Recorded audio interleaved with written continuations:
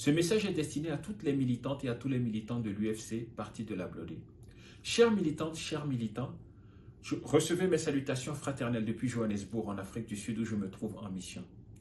Comme vous, j'ai appris depuis quelques jours que notre parti tiendrait son congrès ce 20 mai 2023. Je tiens à vous rassurer qu'une fois de plus et une fois de trop, il s'agit d'une véritable fraude. La réalité est que le président national, à la suite de la visite du bureau directeur élu, en l'absence de M.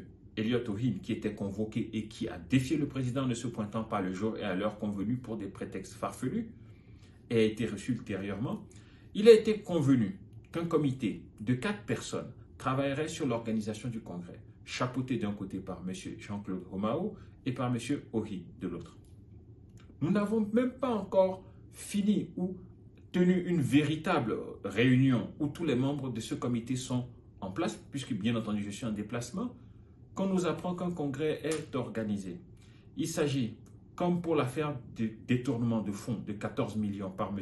Ohin, du même mode opératoire, passer par derrière, faire de l'abus de confiance, de la fraude en écriture et abus de blanc-seing, sans compter les autres crimes punissables par notre code pénal pour atteindre un objectif. Ce n'est pas digne de la Blodé. Cela ne nous ressemble pas, cela ne nous rassemble pas. Je vous en appelle à la vigilance. C'est une véritable fraude. L'Union nationale des forces de changement ne tient pas de congrès demain, samedi 20 mai.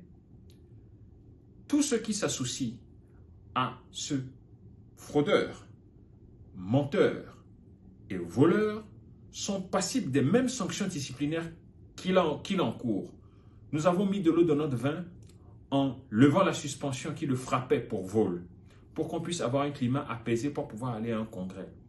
Nous n'avons pas encore commencé le fond du travail qu'il s'adonne à une nouvelle fraude. C'est inacceptable et nous ne l'accepterons pas. Et à M. Ohin, je dis ceci.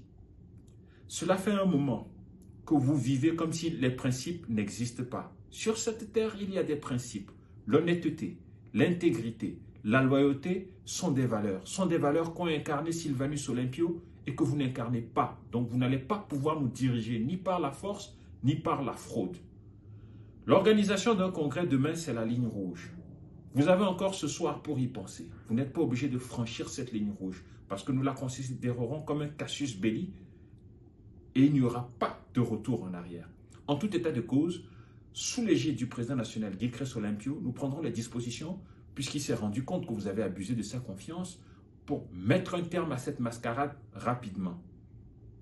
Je nous invite à l'union. Chers présidents fédéraux, chers délégués au congrès, la vraie heure sonnera et le bureau élu, avec ceux qui sont de bonne foi de toutes les sensibilités, vous informeront pour qu'on puisse tenir un congrès digne du grand parti que nous sommes, digne des ambitions que nous avons pour ce Togo, digne de ce que vous êtes. Ce n'est pas des gens qui détournent vos perdièmes, les cautions des candidats et l'argent des délégués dans les bureaux de vote et qui font de la fraude pour devenir président que vous méritez. Vous méritez mieux que ça. Et nous allons envoyer ces vieux politiciens ratés qui sont du passif et du passé de notre parti à la retraite. Si ce n'est pas maintenant, c'est pour bientôt. Vigilance, vigilance, vigilance. Il n'y a pas de congrès demain samedi 20 mai. Ceux qui vont se pointer là ou qui vont essayer de participer à cette fraude sont passibles de sanctions disciplinaires. Et vous savez que je suis un homme de parole, donc il vaut mieux ne même pas essayer. Je vous remercie et je vous souhaite une excellente soirée. Ablodé, ablodé, ablodé Badja. Je vous remercie.